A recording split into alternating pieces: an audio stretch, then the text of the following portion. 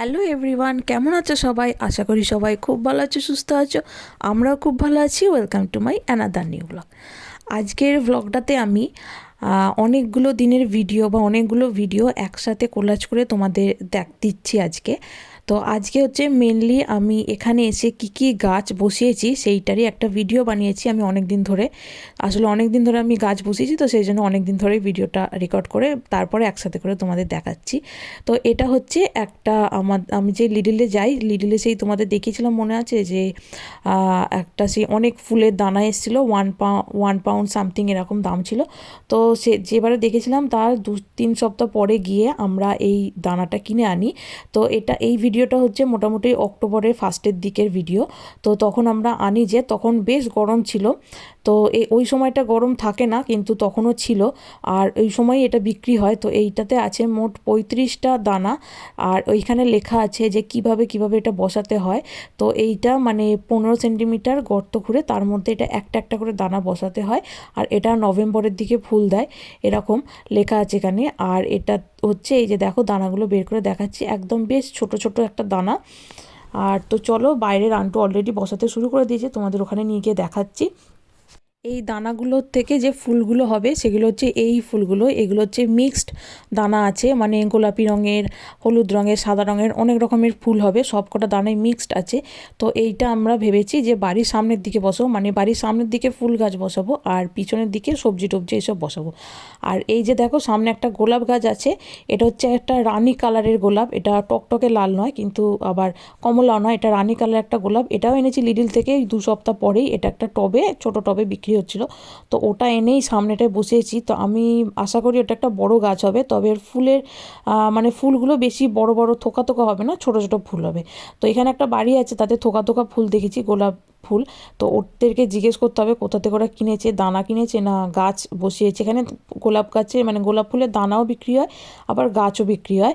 আর গোলাপটাই একমাত্র দেখি সারা বছর কিন্তু এখানে ফুল দেয়। শীতকালে একটু কম ফুল দেয়, কিন্তু সারা বছরই মানে তখনও ফুল দেয় কিন্তু কম দেয়। আর বাকি সারা বছর বেশ থোকা থোকা ফুল হয়, অনেক ফুল হয়। আর বাকি আর কোনো গাছ শীতকাল অবধি থাকে না বা শীতকালেও দেয় না, শুধুমাত্র গোলাপ ছাড়া। তো আজকে একটু মেঘলা মেঘলা ওয়েদার। তো এই দেখো, এখানে রান্টু অলরেডি বসাচ্ছে গাছ। এই সাইডটায় অনেকগুলো বসিয়েছে আর সামনের দিকটায় অনেকগুলো বসিয়েছে, এছাড়াও মানে আরও অনেকগুলো দানা আছে। তো পরে দেখি কোথায় বসানো যায়। আমার আগের ভিডিওতে তোমরা দেখেছো এদিকটায় কতটা জঙ্গল হয়েছিল। তো এই দেশে কিন্তু সাপ আর ব্যাঙ থাকে না, কারণ সাপ তো ঠান্ডায় থাকতে পারে না, আর এইগুলো যেহেতু শীতপ্রধান দেশ, তো সেই জন্য এখানে সাপ আর ব্যাঙ থাকে না। তবে এই জঙ্গলে কিন্তু প্রচুর মানে অনেক রকমের পোকামাকড় হয়, মাছি টাইপের অনেক পতঙ্গ হয়, মাছিও হয়। তো তারা কিন্তু ঘরে ঢুকে মানে জীবাণু ছড়ায়। তো সেই জন্য এই ঘাসগুলো কাটা খুবই প্রয়োজন হয়ে পড়েছিল। আর ঘাসের থেকেও বেশি ছিল জঙ্গল, অনেক বড় বড় জঙ্গল গাছ ছিল। আর এই দিকে হচ্ছে অ্যালোভেরা গাছটাকে আমি বাইরে বের করে রেখেছি, কারণ এতদিন ঘরের মধ্যে থাকার ফলে গাছটা বেশ শুকিয়ে যাচ্ছিল। তো বাইরে রাখার ফলে কিন্তু গাছটা বেশ তাজা হয়ে গেছে। আর এইখানে হচ্ছে 2 দিন আগে রোদ ছিল, তো সেই জন্য রান্টু অর্ধেকটা কাটতে পেরেছে, আর অর্ধেকটা হচ্ছে আজকে কাটছে। তার কারণ হচ্ছে কালকে বৃষ্টি হয়েছে আর মাটিটা ভিজে গেছিলো, আর ভিজে মাটিতে তো ঘাস কাটা যায় না, সেই জন্য ও আজকে আবার সকালবেলা রোদ উঠতে একটু শুকোতে তখনও কাটছে। আর এই দিকে কী হয়েছে, জঙ্গল গাছগুলো যে ছিল সেগুলো কিন্তু ঘাসের মতো কেটে যায়নি, তো সেগুলো কী হয়েছে, শুয়ে গেছে মাটিতে। তো সেগুলোই আমাকে এই আংড়ো টাইপের জিনিসটা দিয়ে টেনে টেনে তুলতে হচ্ছে। তো এটা বেশ কষ্ট হচ্ছে তুলতে। আর এছাড়াও হচ্ছে আমাকে আরও কিছু ঘাস ছিল, মানে জঙ্গল ছিল, যেগুলো এইটাতে ওঠেনি, সেগুলো আমায় হাতে করে করে টেনে টেনে তুলতে হয়েছে।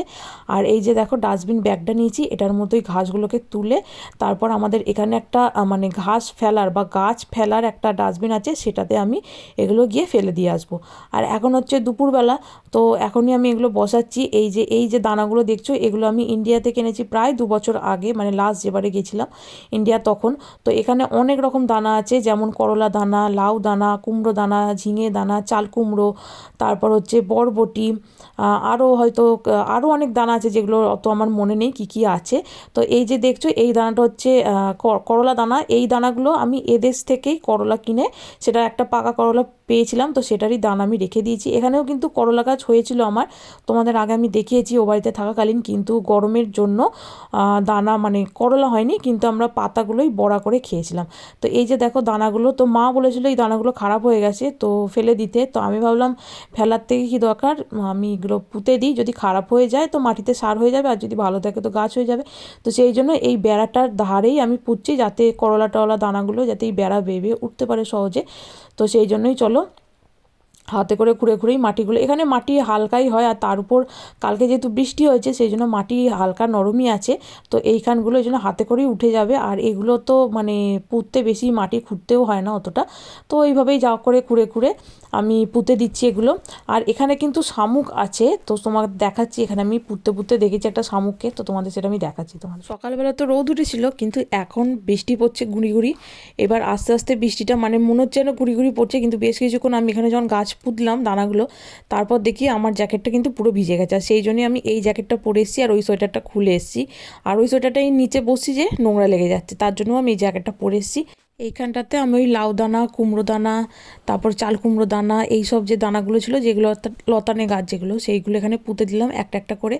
আর এই দিকটাতে ওই দিকটাতে হচ্ছে করলা দানাগুলো ছড়িয়ে দিলাম, আর ওগুলো পুঁতলাম না, ওগুলো এমনি ছড়িয়ে দিলেই হয়ে যায়, অত পোঁতার দরকার হয় না। আর কিছু গুঁড়ো গুঁড়ো যে দানা ছিল সেগুলো এখানে ছড়িয়ে দিলাম, আর আমার কিছু ছিল পালং দানা, তো সেইগুলো আমি একটু ছড়িয়ে দিলাম, ওগুলো পোঁতার দরকার হয় না।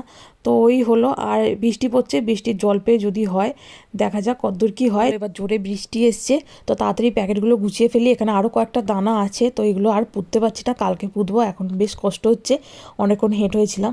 আর এই যে দেখো তোমাদের বলছিলাম না শামুক, এই দেখো এটা শামুক, কিন্তু এর পিঠের উপরে যে খোলসটা থাকে সেটা নেই, হয়তো কোনোভাবে ভেঙে গেছে, বা এই শামুকটাতে এই প্রজাতির এরকমই হয় জানি না, কিন্তু ওই শামুকই।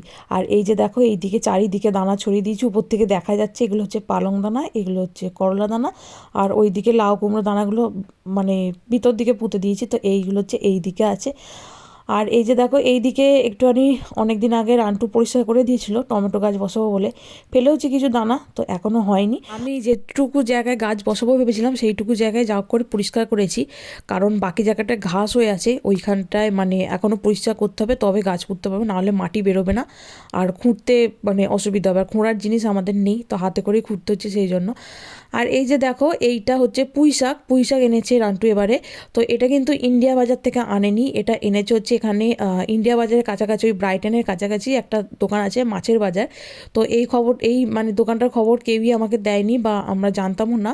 তো যখন আমি প্রেগনেন্ট ছিলাম তখন আমার মাছ খেতে খুব ইচ্ছে করতো, তো তখনই রান্টু একদিন আস্তে আস্তে ওই রাস্তা দিয়ে কোনোভাবে এসছে, কোনো কারণে বাস ওই রাস্তা দিয়ে ঘুরে এসেছিলো, তো তখন ও ওইখানে দেখতে পায় যে ওইখানে মাছের বাজার বলে একটা বাজার আছে, তো ওখান থেকে তারপর মাছ আনতো।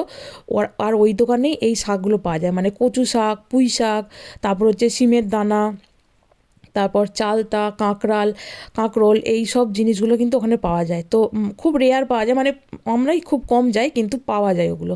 তো পুঁই শাক আর কচু শাক ভালোই থাকে ওই দোকানে, তো মাঝে মাঝে যখন পাওয়া যায় তখন ও নিয়ে আসে যখন ওদিকে যায়। তো এই যে দেখো পুঁই শাকটা ছিল, আমি কেটে ফেলছি এখন দুপুরে রান্না করবো বলে। আর এইখানে ওই কৌটোগুলো কিনেছিলাম সেগুলো এখানে সাজিয়ে রেখেছি, আর এবার কৌটোগুলো ভরছি আমি। তো এটা হচ্ছে সাদা তিল, তো সাদা তিলটা অনেক দিন ধরে ছিল প্যাকেটে ভরা, তো ওটা আমি এখানে ঢেলে ফেলছি। এরপর এটা হচ্ছে মেথি, এই মেথিটাও আমি ঢেলে ফেলবো এখন এই কৌটোতে। আর ওই মাছের বাজার যে দোকানটা বলছিলাম, ওই দোকানটা অ্যাকচুয়ালি হচ্ছে বাংলাদেশিদের, তো সেই জন্য মানে বাংলাদেশ আর কলকাতার মাছ তো একই হয় প্রায়, তো সমস্ত মাছ কিন্তু ওই দোকানে পাওয়া যায়, সমস্ত রকমের মাছ পাওয়া যায়।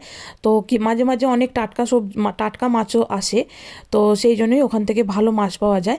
আর এই যে আমি ওখান থেকে এনেছিল হচ্ছে রান্টু ইলিশ মাছও এনেছিল, তো ইলিশ মাছে কয়েকটা মুড়ো আছে, তো মুড়োগুলো তো আর আলাদা করে রান্না করা হয়নি, তো সেই জন্য মুড়োটা দিয়েই আজকে পুঁই শাক করবো। তো সেই জন্য এখানে আমি মুড়োটা ভাজছি, ভাজা হয়ে গেছে মুড়োটা। আর ওই দিকে হচ্ছে আমি আদা আর একটু সর্ষে বেটে নিয়েছি হামানদিস্তাতে, আমাদের যেহেতু কম কম মশলা তাই আমি সবসময় মিক্সি চালাই না, আর মিক্সিতে বাটাও যায় না অত ওইটুকু মশলা। আর এইখানে এবার ওই তেলের মধ্যেই একটু কালো জিরে, মেথি আর একটু সর্ষে আমি ফোড়ন দিয়ে দিলাম, আর একটু মৌরি ফোড়ন দিলাম, দিয়ে এবার শাকটা দিয়ে আমি ভেজে নেবো। তারপর আমি একটু রাঙালু ছিল, রাঙালুটা কেটে এটার সাথে দিয়ে দেবো। রাঙালুটা মিষ্টি মিষ্টি কুমড়োর মতোই লাগে, তো এখন তো কুমড়ো পাওয়া যায় না, এটা অক্টোবর মাসের আমি ভিডিও করেছি, তো তখন কুমড়ো পাওয়া যেত না, তো তখন ওই জন্য রাঙালু দিয়ে আমি করতাম, এটা ভালোও লাগতো খেতে বেশ। আর এরপর আমি একটু ভাজা হয়ে যেতে একটু নুন আর একটু হলুদ দিয়ে এটাকে আরেকবার ভেজে নেবো, তারপর এটা কমে গেলে আমি ওই আদা সর্ষের যে মশলাটা সেটা দিয়ে দেবো, তারপর ওটা একটুখানি ধুয়ে জল দিয়ে দেবো। এই যে রান্না প্রায় হয়েই গেছে। এরপর আমি এটা আরেকটুখানি নেড়ে এটাতে ওই ভাজা মাছটা দিয়ে দেবো ভেঙে। আর তার আগে দেখিনি সেদ্ধ হয়ে গেছে কি না। হ্যাঁ, ডাঁটাগুলো সেদ্ধ হয়ে গেছে, মানে সেদ্ধ হয়ে গেছে। তো এবার এটা আমি এখানে দিয়েই ভেঙে নেবো মুড়োটাকে। তো এবার এটাকে মিশিয়ে নিয়ে আমি, এটা যেহেতু একটু মিষ্টি মিষ্টি হয়, তো সেই জন্য শেষে একটুখানি চিনি দিয়ে তারপর নামিয়ে নেবো। এদিকে রান্না কমপ্লিট হয়ে গেছে। এরপর যে আমি ভিডিওটা দিচ্ছি এটা অন্য দিনের ভিডিও। বাড়িতে থাকাকালীন আমি যে গাছ বসাতাম সেইটার মাটি ছিল দুটো বস্তাতে, আলাদা আলাদা করে আমি টব হিসেবে ওটায় বসাতাম। তো সেই দুটো বস্তার মাটি এখানে আমি এনেছিলাম। তো এখানে অলরেডি একটা প্লাস্টিকের টব ছিল, তো সেটাতেও অলরেডি কিছু মাটি ছিল কিন্তু কম ছিল। তো সেখান থেকে আমি একটা বস্তার মাটি ওই টবটায় দিয়ে, আর ওই টবটাতে অলরেডি মানে আমার যে মাটি ছিল সেটাতে একটা কৃষ্ণকলি গাছ হয়েই ছিল। তো সেই গাছটা আমি ওটাতে ট্রান্সফার করে দিই। আর এইটাতে আর যে একটা বস্তা ছিল মাটি, তো সেইটা কি করেছি, এই টবটা আমি লিটল থেকে এনেছি, তো এইটাতে আমি মাটিটা দিয়ে, আর এই যে কিছু তুলসী মঞ্জুরি ছিল, তুলসী দানা ছিল, তো সেগুলোই ছড়িয়ে দিচ্ছি। আর এই ভিডিওটা কিন্তু অক্টোবরের শেষের দিকে, মানে ওই নভেম্বরের ফার্স্টের দিকের ভিডিও, কিন্তু এখনও কিন্তু বেশ গরম আছে। মানে এই সময় কিন্তু 5 ডিগ্রি 6 ডিগ্রি টেম্পারেচার থাকার কথা এখানে, সেখানে আছে 15 ডিগ্রি 16 ডিগ্রি টেম্পারেচার। তাহলে বুঝতে পারছো এখনও কতটা গরম আছে। তো সেই জন্য আমি এটা বসিয়ে দিলাম। আর এখানে আসার পরে কিন্তু আমার তুলসী গাছ হয়েছিল বেশ বড়, আর অনেক পাতা হয়েছিল তুলসী গাছে। কিন্তু আমি জানতাম না যে তুলসী গাছ শীতকালে মানে ঠান্ডা লাগলে মরে যায়। তো সেই জন্য সমস্ত গাছের পাতা ঝরে গেছিলো আর মরে গেছিলো। তারপর থেকে আমি একদম গাছ করতে পারছি না। আর এই জন্য আমি এই দানাগুলো এটাই ছড়িয়ে দিলাম। আর রান্নাঘরে যেহেতু গরম থাকে, তো এটা এখন বাইরে রোদ আছে আর গরম আছে খুব, তো সেই জন্য আমি এটা বাইরেই রাখবো। যদি দেখি বৃষ্টি হচ্ছে বা বাইরে ঠান্ডা পড়ে গেছে, তখন আমি টবটা আবার রান্নাঘরের ভিতর ভরে দেবো। এই যে দেখো কত রোদ বেরিয়েছে। আর এইখানে আমি এই জন্য গাছটা রেখে দিয়েছি টবটাকে। আর এই যে এইটা হচ্ছে প্লাস্টিকের টবটা, এটা হচ্ছে কৃষ্ণকলি গাছ। আর এখানে কয়েকটা করলা দানাও আছে। এই যে এই দুটো গাছ, এটা হলো করলা গাছ। আর এইখানে আমি কয়েকটা তুলসী দানাও ছড়িয়েছিলাম। আমার মনে হচ্ছে এই ছোট্ট ছোট্ট গাছগুলো তুলসী গাছই। আর এই গাছটাতেই মানে এই টবে আমি কুলকুলতি করি, তার জন্যই ফুলটা দিয়েছি আমি। দেখতেই পাচ্ছ এটা আমি কুলকুলতি করার ফুল পুজো করি বলে। আর এইখানে দেখো গাছটায় কত ফুল হয়েছে। তো এই যে এইটা হচ্ছে একটা প্লাম ফলের দানা। তো এইটা আমি প্লাম ফল খেতে বেশ মিষ্টি মিষ্টি হয় আর ভীষণ সুন্দর দেখতেও হয়, খেতেও হয় ভীষণ সুন্দর। আর এইটা আমি অন্য দিনের ভিডিও। তো এই দিনকে সকালবেলা বৃষ্টি হয়েছে, সেই জন্য এই দিকটা ভিজে আছে। আর এইবার আমি এটা বসিয়ে দিতে যাচ্ছি এইদিকে ঘরের কোণে। আর এবার আমি বুদ্ধি বের করেছি, আমি আর হাতে করে মাটি খুঁড়ি না। এইখানে এই যে চামচটা দেখলে, এই চামচের পিছনটা দিয়ে আমি এখানে একটা গর্ত করব, করে এই দানাটা পুঁতে দেবো। তবে আমি জানি না প্লাম গাছ কতটা বড় হয় না ছোট হয়, তবে আমার মনে হয় বড় হয়। মানে আপেলের মতো যেহেতু সাইজ হয় ফলটার, তো সেহেতু একটু বড়ই হবে, মানে আপেল গাছের মতোই বড় হবে।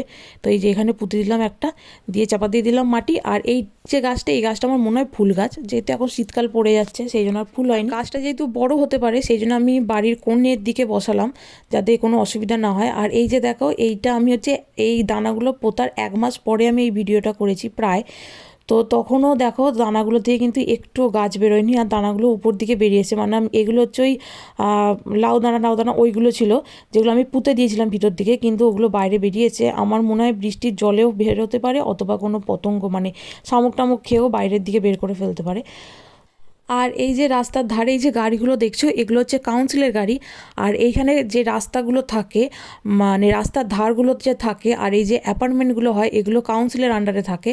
তো এই যে অ্যাপার্টমেন্টের মধ্যে যে গাছ বসানোর যে ব্যাপার স্যাপারগুলো থাকে, বা রাস্তার ধারে যে গাছগুলো বসানো হয়, সেগুলো সমস্ত কাউন্সিল থেকে গাছ বসায়। এবং সেগুলো কিন্তু মানে রক্ষণাবেক্ষণও কাউন্সিল থেকেই করে। এই গাছের ডালপালা বড় হয়ে গেলে কাউন্সিল থেকেই এসে কাটে।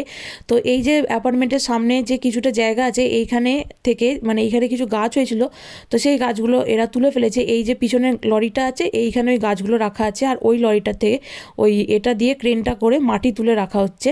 তো এবার জানি না ওখান থেকে মানে গাছ সরিয়ে আবার ওখানে নতুন কোনো গাছ পুঁতবে কিনা জানি না। তো দেখা যাক, পরে দেখলে তোমাদের আবার সেগুলো ভিডিও করে দেখাবো খন। তো চলো তাহলে আজকের ব্লগটা আমি এখানেই শেষ করছি। আবার একদিন দেখা হবে অন্য একটি ব্লগে। তোমরা সবাই ভালো থাকবে, সুস্থ থাকবে। আর আমার ব্লগগুলো যদি ভালো লেগে থাকে তাহলে অবশ্যই লাইক, কমেন্ট ও শেয়ার করে আমার পাশে থেকে আমায় মোটিভেট করো। আজকের মতো বাই বাই।